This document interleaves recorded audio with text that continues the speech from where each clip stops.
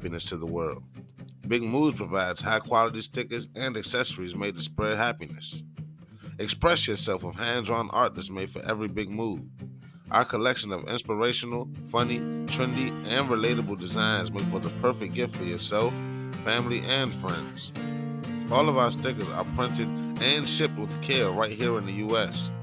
Made of durable vinyl with a laminate cover, each sticker is made to stand up to indoor and outdoor use, waterproof and weather resistant. Don't forget to use promo code BMY Squalor for 20% off your next order.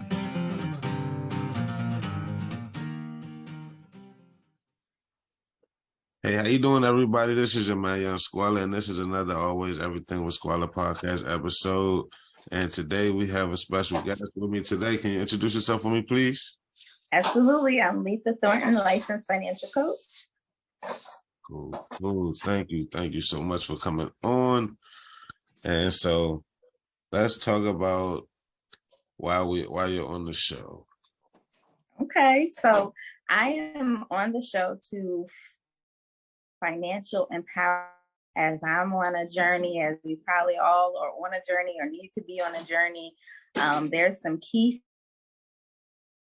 thought on purpose that stop us from getting ahead financially. So I've just gone on a crusade to really empower and teach people some of the things that I'm still learning or some of the things that I'm learning as it pertains to getting ahead, creating generational wealth, and just leveling up and moving the culture forward. That's kind of my theme, moving the culture forward. So that's what I do. Definitely. It's definitely needed. Yes, it's definitely needed. And a lot of the times statistics will show that people that look like you and I work hard, we play hard, but we are not being coached or guided on how to put things in place, whether it's passive income, whether it's investing for retirement or getting out of debt so that we can free up money. And the biggest topic that's going on right now is life insurance. The African-American community feels it when a rapper dies with no life insurance. But in our own personal lives, we're not putting those things in place either. So that's been my mission.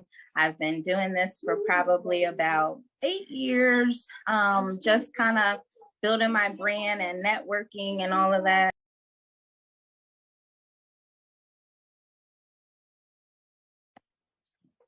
So that's what I would say. Gotcha. So how did you get into the field of financial coaching? So I actually have a background in social work and customer service.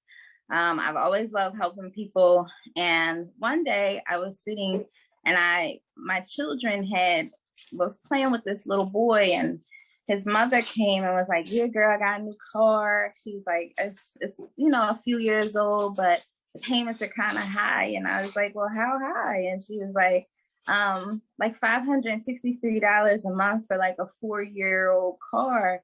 And she said, but they said I could refinance in a few months or whatever. And I just started noticing that interest rates are crazy when credit is crazy.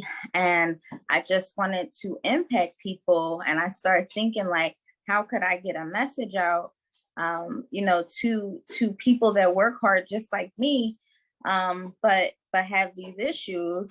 And I thought, I was like, this probably won't work out because I'm a social worker. Who's listening to a social worker talk to them about money, right?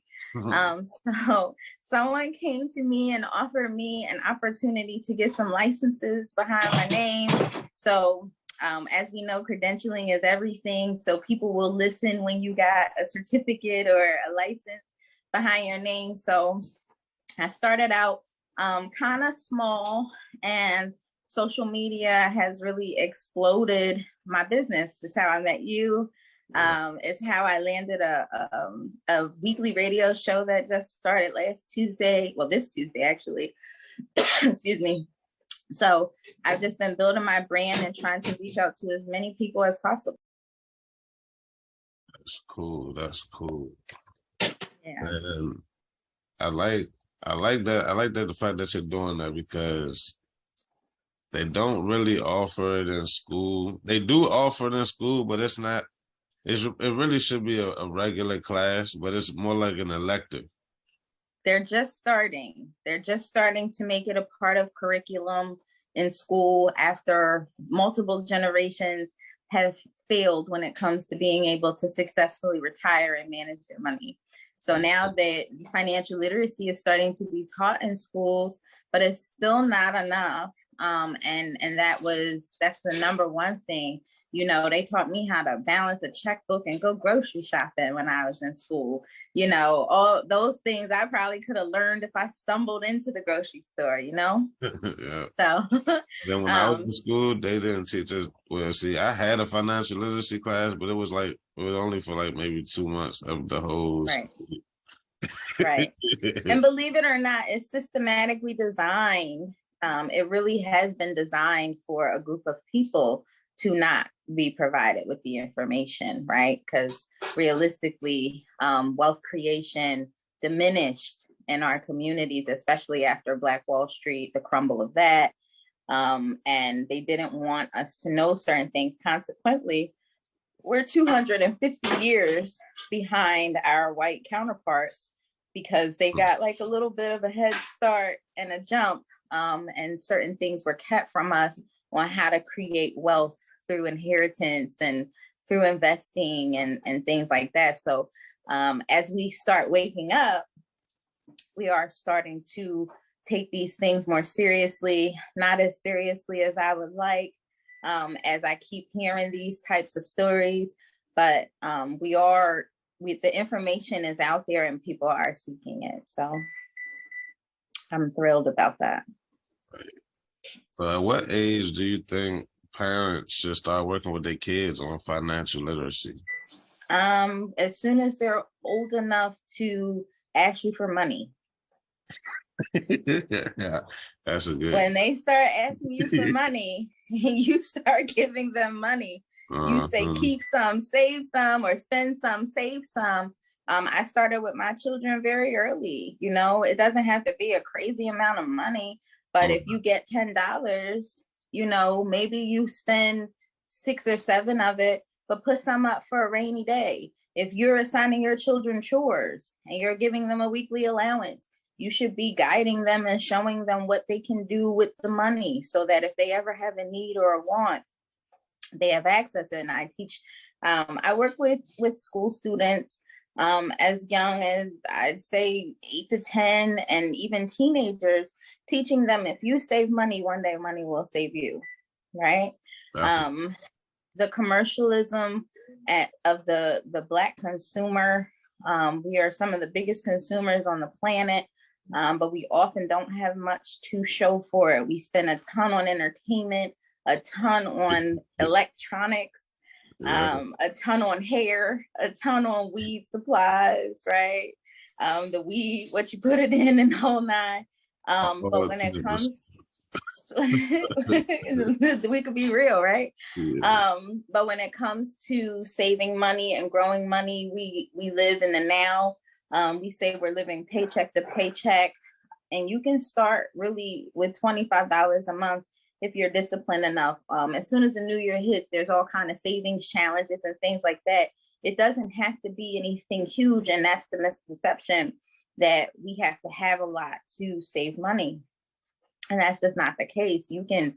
I remember one year I bought my kids bunk beds with, you know how we all keep the little water cooler bottle, right? Mm-hmm. And I just filled it up with change and bought my kids bunk beds.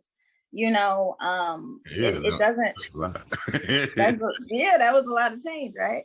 The coin shortage probably comes from us with stuff in the water cooler, because we put some money away in the water cooler, but we just don't necessarily pay attention to the fact that is saving money.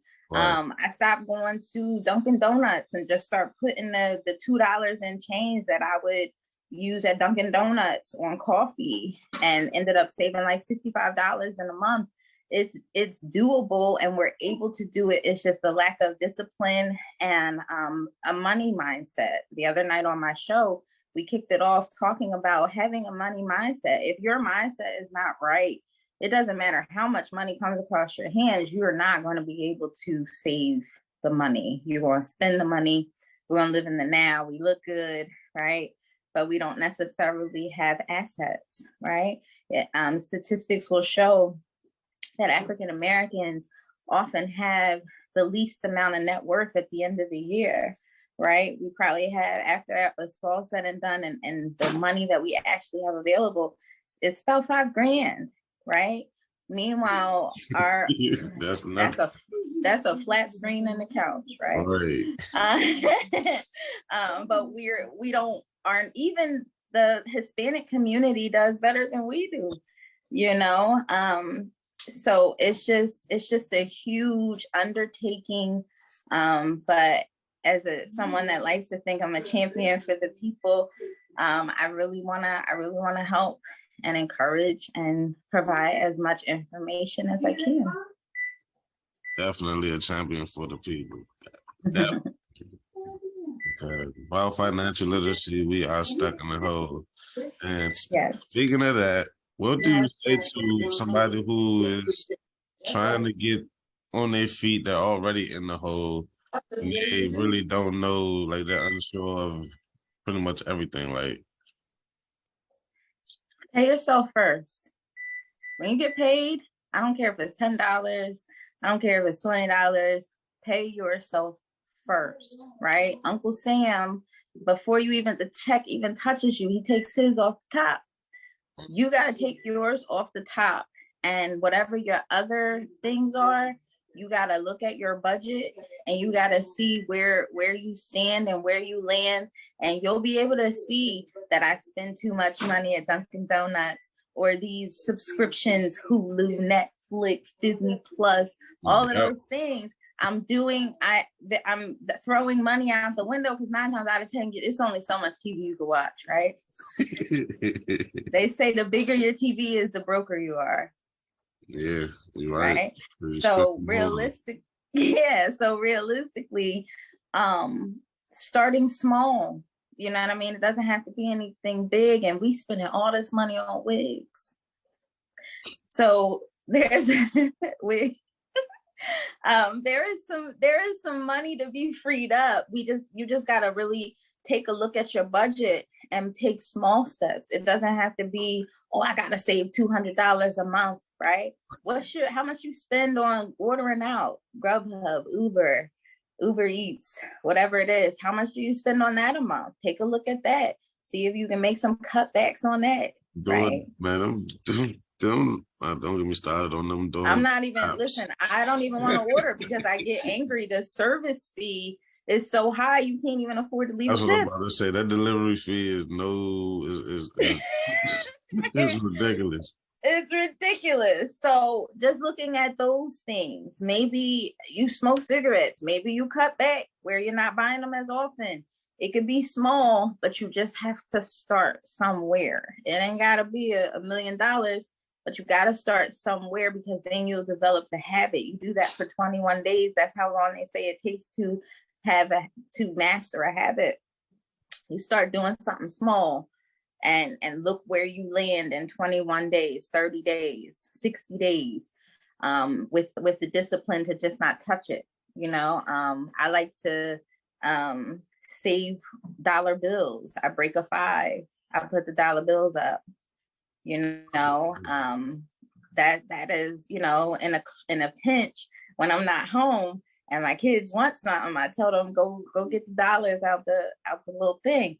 You know, just doing what you can. You know, start taking small steps till you can do something better. Right. So, what would be like basic knowledge that you would think people should know, or that you would think people should, like, just basic stuff, like, you know what I mean? How to build a strong financial house. the basics of that, the foundation of a financial house, what holds the whole house up is the life insurance. So we teach about the importance of life insurance, how much coverage is needed. Don't let nobody throw out some number for you and say, we can get you X amount of dollars for this amount of dollars. Insurance needs to be tailored to your needs. How much money needs to be replaced if you don't come home tonight, right? If you got small children, or if you just don't want to leave a financial burden on your loved ones to get you to pay off any debt you have or get you in the ground. There is a formula that we use to calculate how much life insurance is needed. Right. So after you get the financial, and kind of breathe a little bit, because you have a plan in place to rent an estate until you can grow one, right? So maybe you got young kids and you don't have $400,000 laying around, but if God forbid something happens, you're going to need that money to replace your paycheck, right? A lot of the times widows end up losing their homes in the first 6 months because half the paycheck went with the breadwinner. And if you're a single parent like me, all the money is going, right? So if we don't want to see, we worried about getting people buried, but if we don't want to see our families in a financial bind, which is really what has caused poverty all these years, you need to have some pretty decent coverage in place that's tailored to your income. Your budget, like I said, mapping out your budget. What is it that you are spending your money on? You can't correct it until you know what you're doing with the money, right? Where is this money going? You ever got paid and then said, what the heck just happened? Yeah. Where did the money go? Why don't I have any money? And you start going back, looking at receipts, trying to retrace your steps and see what you did, why you don't have it, right? Right. So you need to have a budget. All right. Creating an emergency fund, right? 3 to 6 months of your salary saved. COVID exposed that we are when we get into a crisis, a lot of people lost their jobs. A lot of people were in food bank lines. If they had 3 to 6 months of their salary saved, their lives wouldn't have gotten so chaotic. Right? I said, if you save money one day, money will. Yeah, you could do it. You could totally do it. You could totally do it. Right? 3 to 6 months of your salary saved. Leaving a will, right? If you got any kind of assets, if you leaving books, whatever you're leaving, having a will. I don't know if you saw the did you see the Miss Holler, the cussing grandma? Did you see her? I don't know if you ever heard of her, but she took social media by storm and had like 1 million followers. She was monetized, all of that stuff. She died, and now the family's fighting over the money. Oh, wow. The money that she made on social media, the family's fighting over the money, right? So a will needs to be, you need a will in place so that nobody's fighting over anything that you have, right? Paying off debt. That is a financial cancer. In our office, we joke and say debt stands for don't even buy that, right? Because I like that. Because realistically, depending on what you're spending your money on, there's fixed interest and there's revolving interest. And if you have credit cards, interest fees are being charged every single day on that credit card. You could quickly end up being $10,000, $15,000 in credit card debt, depending on how many cards you have. So paying off debt so that you free up money for your retirement, college savings, other goals and dreams, right? The problem is the other goals and dreams are usually the roof of the house, but we put other goals and dreams where the foundation should be. So then we die, we done lived it up, we got all these chains, we got all this stuff, and we're not leaving anything. I wish somebody would. I wish my dad now, he didn't leave a whole lot, but if he'd have left me his shoe collection, I'd have been hot, right? we leaving our kids some Jordans that we done wore, the wigs, the minks, everything. So we got all the high price items. That's the roof of the house, and we don't have the foundation. So everything from the from the top down crumbles, right? So we just gotta change our thinking and delay gratification for a little bit. I'm not saying don't travel. I'm not saying don't do things, but if you don't have these other things moving, you probably need to change your strategy. So those are some of the things that I teach to people to avoid. Really, like, I'm just kind of tired of seeing our people become a statistic, right? More than half of Americans have less than $1,000 in savings. Right. What happens when the car dies? Do you know that payday loan places only set up in our neighborhoods? Man, I was just about to ask you about that too. How much do you think the average person should have minimum in their bank? I would say at least 1,000. Now, I would like to see you have more, 3 to 6 months of your salary. So if you make $2,500 a month, I'd like to see you have some money saved 3 to 6 months. Because if you lose your job or if anything jumps off, you still need money, right? So you don't want to lose your job, have a valley, and not have anything saved, right? Right. So that's the suggestion that I would make. Retirement. I know you know at least one senior that's still that's still working a job. Mm-hmm. At least one, right? Because they're just starting to make things mandatory for people to have 401ks. Social Security is going to run out, and the government is telling you they're not taking care of you, so they're making it mandatory for you to have a 401k, right? So 75% of Americans admitted that they should have started saving for retirement way earlier than they did. They say for every decade of your life, you should have $100,000 saved. That's tight, right? That's tight. See, you don't learn this stuff until you like 30, 40. That's when you try to crunch. We don't open ourselves. Hey, your mic is chopping up. Your mic and your camera going out, in and out. I don't know if you can hear me, but yeah, you frozen right now. It's there, but in our 20s, you remember we were in.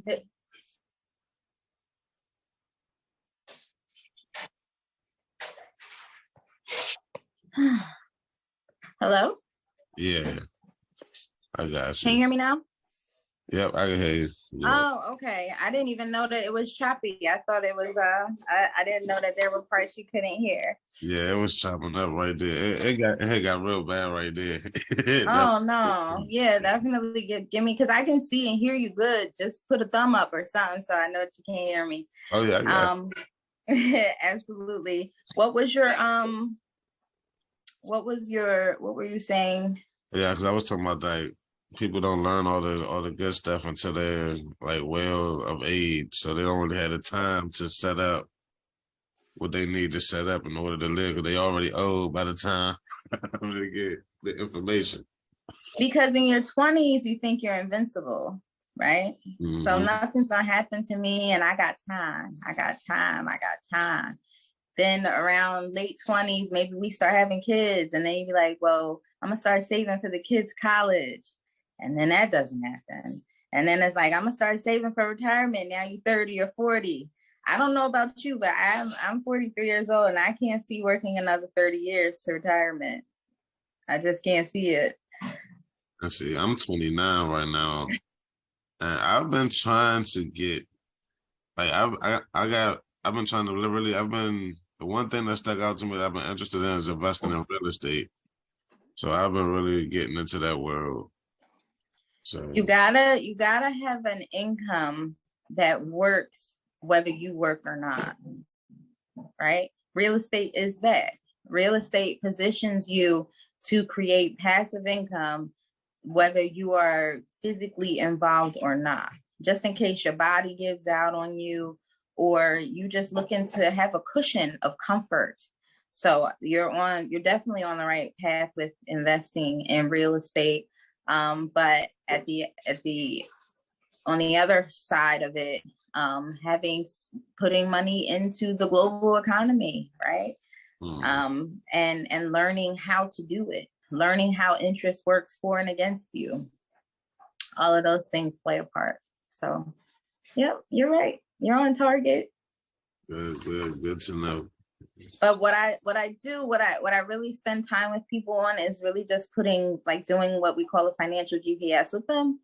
That says, this is where I'm at right now. This is where I want to be. How do I get there? You call it a financial GPS? Right. Right. So you can reach your financial destination. I'm in Pennsylvania. There's no way I drive to Florida without a GPS. You're right. Right. But we do it with our money all the time and have no idea where we're going. So spending time mapping out people's financial GPS. How much money do I need? What does my life insurance need to look like? How can I pay this debt off faster so I could save on interest and time? Right? Because that's what kills you. The interest skyrockets, and then you find yourself paying it off a lot longer than you should. And they got the nerve to tell you how long it'll take you to pay it off. No, that's so I got life insurance. I have no clue how it works. I came with the job. I got it. Right. And job insurance, like when we start, meeting, when you and I start meeting, I'll tell you job insurance is only good while you work at the job. Mm-hmm. So if you don't plan to retire there, which most of us don't, we go from job to job to job when the money is right? When you say you stay at a job for 5 years, in those 5 years, you develop health challenges. And then you try to go get coverage once you leave the job because you're going to lose it. If you get quit, get laid off, fired, or furloughed, you lose that coverage. But now you're 5 years older and you can have a health challenge. The older you are and the more challenges you have, the harder it is to grow, to have life insurance that will put you in position to leave generational wealth. So we always try to get people to understand that something portable, that no matter where life takes you, that works. Not to mention you don't own that policy, the job owns it. So they make all the decisions on it, which is problematic. They could take a while to pay, the whole nine. So we don't want to, job insurance is super cheap. So we tell people to keep it because it's very cheap, but have it in addition to, not your only plan. So you can have more than one insurance at the same time. Absolutely. Job insurance, like I said, that's group insurance. They pay for that so that if God forbid something happens to you, they don't lose wages while they're waiting to find somebody to take your place. Right. So job insurance is cool, like I said, but they only pay like 1 to 2 years of your salary. If you got a 2-year-old, are you cool with your 4-year-old, that child turning 4, and then there's no more job money? You know what I'm saying? The money needs to last until your youngest child is 18 years old. How much would that take? I don't know if you have children, but even if you don't, even if you don't, you know what I mean? You don't want that burden to be left on your family to chase the job down, to figure out when they're gonna pay and all of that stuff. So we try to get people at 29, a rate for you would be so incredibly low. You'd be looking at $300,000 for pennies, because you're young and you got health on your side. When you start getting health challenges, it gets more expensive and more complex. So, but making sure that, you diversify, making sure that if you're doing that real estate as your source of income to create passive income, making sure that you might have more than one vehicle to grow money in. So those are some of the things that we'll dive into as we, go down this journey, because I want people to take a journey with us, so that they can level up, in real time, So that's the mission and the purpose of this exercise. And I'm also looking for people too, that have an interest in maybe getting some licenses. We got doctors in our families, lawyers in our families, nurses in our families. We don't have a ton of financial professionals in our family, right? Exactly. We might have an accountant or something like that, but we don't have a financial coach or advisor in our family that can say, no, don't do this, go this way, right? Instead, we listen to family members that we wouldn't even trade financial situations with, right? So they're telling us to do this and do that and try this and try that. But if you wouldn't trade financial situations with them, you probably shouldn't be listening to them about money. So I'm also looking for people that want to get licenses and impact their community. What state are you in? I'm in Maryland. You're in Maryland, right? There's people in Maryland that I know that people that you know that I don't know, but the message is important enough to share it. So I'm always looking for people that might want to get some licenses behind their belt and teach people, but do well financially as well. So Knowledge, yeah, we definitely need all of that knowledge, all of that, because like you said, a lot of people don't know. A lot of people go out, jump out there blindly. A lot of people, and then I know some people don't really care. A lot of people live off the system, and like it affects them, but then it don't. You ever heard somebody say, I can't do that because it'll mess with my check? Man, I know that story. I've heard it too many times. And it's like, wait, you cool with an $800 a month check? I try to tell him. I try to tell him. I swear to God, I just had this talk. It's the truth. Like this is table talk. This is things that people are saying, and you'd be like, "Dang, your mindset is jacked up." You mean to tell me you can make $2,000, but you cool with not doing that because you want this free $863?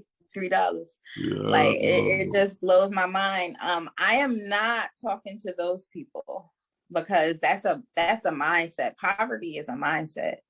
Before it was forced upon us, we were thrown into it because nobody wanted to educate us. But when we get now that we have access, and that's the place that you still want to stay in, if you're physically disabled, I'm not talking about you. Mm-hmm. But if you've been getting a check and you can work and make money, and you would rather stay in a position to get free money and limit yourself and limit your income and limit your potential to do other things or save money, I'm not talking to you. I'm talking to the ones that really understand that that's not enough money, right? And that is way below the poverty line. I'm looking for the people that want to wake up.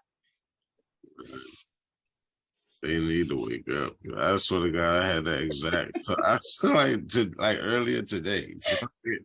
I was just talking to somebody that I was like, and then you just walk away because you'd be like, there's nothing I can do with this. Like, there's nowhere for me to go with this if this is your mindset. Sense. It doesn't make any sense to me. I can't understand it. I don't really want to understand it. It's crazy, yo. Yeah, you rather than frustrate yourself, you just be like, all right. You got it. That's what it is. And it's like, I need an under the table job. It's like, yes, you do. Like, exactly. Yes, you do. Because over the table that you got your money at, it ain't math. The math is not mathing, as they say. It's not working. And the crazy thing is, this person in particular, they won't even get their whole check taken away. They'll just knock some of the amount down. So they'll still and they still don't want to do it. Nope.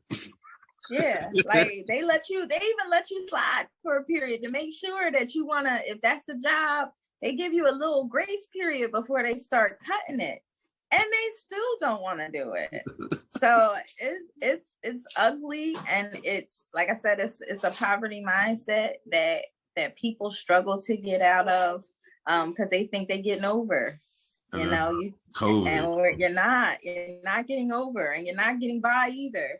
So it's rough. Just like with COVID, I seen people get unemployment that never even had a job. I'm like, how does that work? Yeah, and now they done hired a whole task force to bust all of them. Yo, like You know, people never and it's have like, that. yeah, I'm gonna go ahead and put this in motion. Like seizing those kind of moments, you're gonna end up getting locked up.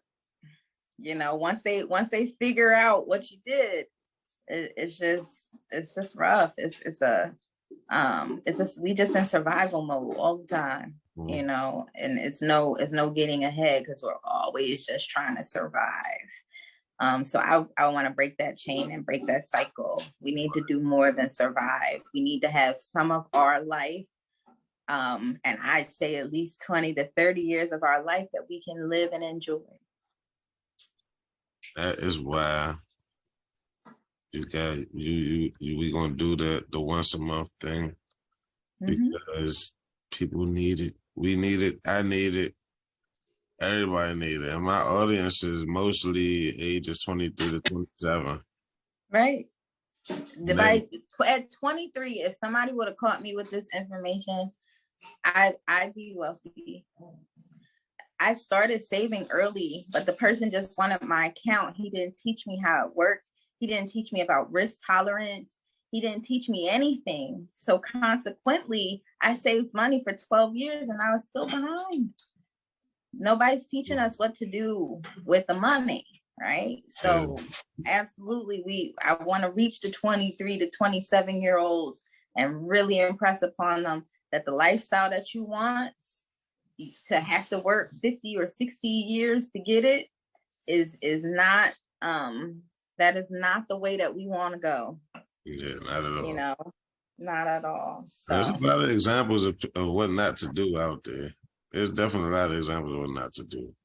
It is. For some reason, though, we still go down that road for whatever reason. I don't understand it. We got plenty of examples. Yeah. And we just like, yeah, I'm single, no kids. I'm gonna just go on and put it off. Like I don't need to know about that right now. But you absolutely do.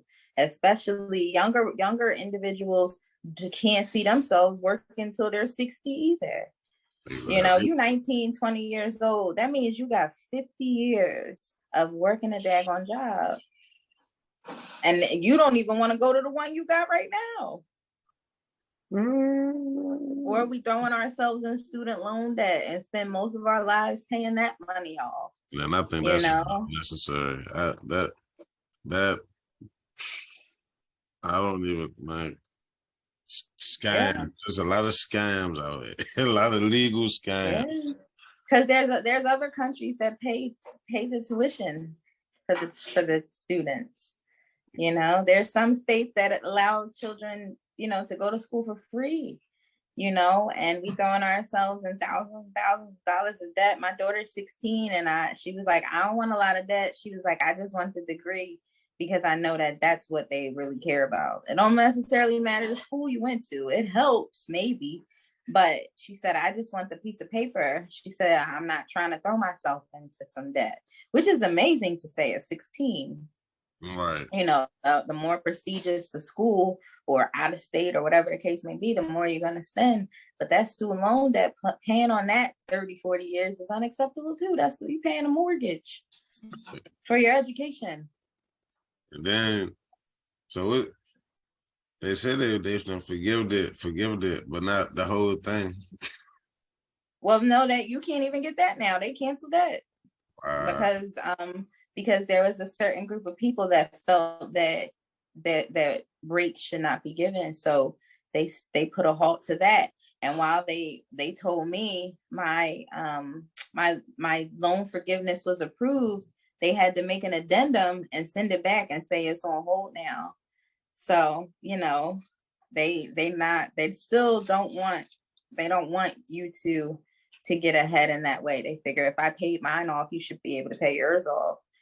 You know, when it was a trap in the first place. See, I see that college is a whole other thing. Because I think college is a scam in itself. To a certain extent. It positions you to be what they want you to be. Get these degrees, acquire this debt, live the American dream. You got a degree, and that takes you to higher spaces and places. And I do not knock a college education, not even for a second. I am a college grad from the first HBCU, Cheney University of Pennsylvania. So I am a college graduate, and it positioned me to work a social work job, my major, whatever the case may be. But Right. when you get out of school and you start taking a look at some things, the entrepreneurs might not be off track. You know what I mean? All the college dropouts that we know about, Kanye, Bill Gates, Richard Branson, all these people that have become successful, it wasn't because of the college recipe. It was because they were entrepreneurs and they did something else to position themselves to not have to work till they die. So We all need to get there. Definitely. we do. Yeah. We do, but we can all go on a journey holding hands versus trying to tear each other down and trying to floss and say we better than this person or that person. We really can all get to a different space and place together if we're willing to accept the knowledge and empower other people. I'm giving out free information now. Should you decide to put something in place, I'm also here to help you do it. But the information is free. Mm-hmm. You know, so I'm excited. I'm looking forward to diving into different topics every month. You know, you can throw some questions out to your fans, your followers. Oh, yeah. You know, maybe there's something that they want to discuss or something they want to know more about, or, you know, whatever. And we can, you know, look at topics, you know, versus me just talking at y'all. Yeah, because the first, I really want to do the first one just like about the life insurance thing, like really dig deep into that, because that I heard about it, but I want to really get into it because I don't understand it.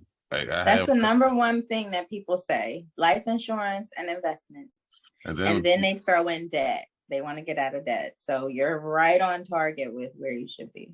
Cool. See, we can do that. That's the first 3 episodes right there. I love it. I love it. Let's get it. Cool. So thank you for coming on today. And my pleasure. We're going to schedule the next one. So we're going to, like I said, we're going to try to do it once a month. So basically how I want to try to get you like maybe like prepare like something, because I'm basically going to give you the whole floor. I'm going to be somewhat silent unless I have a question. So okay.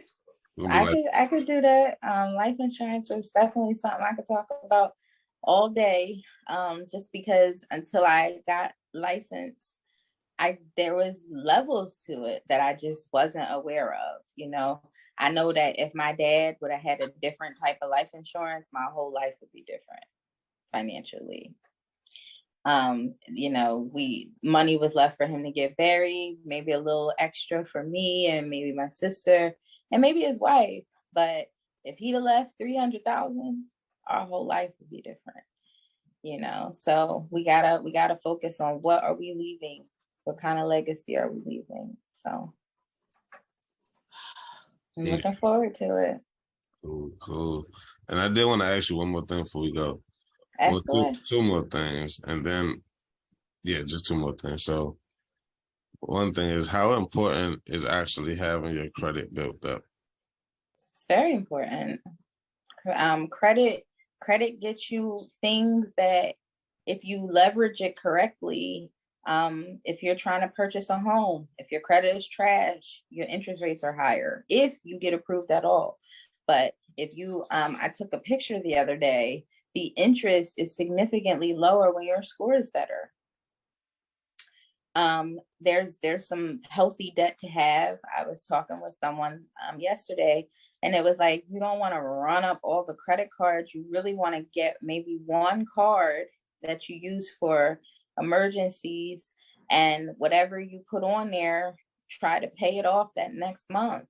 Now, if it's a big emergency, maybe you can't do that, but it boosts your score with on-time payments, you know, and just making the minimum payment push you in a position to owe longer, because that interest is accruing every single day. So it's very, very important to know the levels and laws of credit. But it's very, very important. Not throwing yourself in a whole bunch of debt, but leveraging credit to open some doors that you might not be able to open otherwise. So do you know exactly how credit is scored? So I do not know the formula. I do know that the higher your utilization is, the lower your score is. So there's a formula that is used for credit utilization, but you want to keep your utilization under 30%. So that's definitely $300 limit, use 30 only, if that much. keep it under 30%. Yep. Gotcha. Yep. And that's really if you had 4 cards. You want to keep your utilization under 30%. They are scoring you that way. On-time payments play a part that boost your score. Just different things. If you can dispute things and get them off your credit, all of that stuff boosts your score. So I don't know how they particularly grade it, but I know that those are some things that play a part. Cool. And the last question is, how do you feel about today's show? I think today's show was a great introductory kickoff to something fantastic.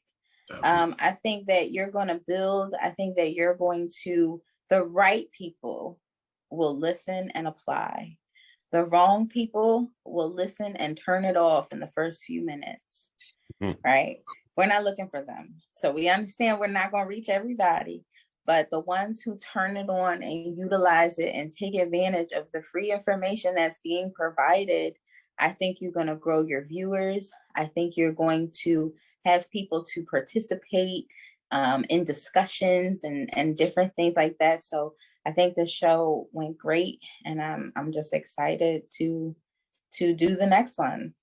Thank you, definitely. Mm-hmm. Yeah. So yeah. So I guess we'll schedule a date for February. Yeah. Especially with it being Black History Month. We need to talk about Black Wall Street. We need to talk about some things. Yeah, we do. All of that. Yeah. So. All right. So I'm gonna hit you on Facebook, and then we could chop that up. Yep. Cool. And I'll make sure you have my personal number. So I know we kind of was missing each other a little bit. So I'll make sure you have my personal number. Gotcha. Definitely. All right. Well, I will talk with you soon. Cool. You have a great night. You too. Bye-bye. Bye-bye.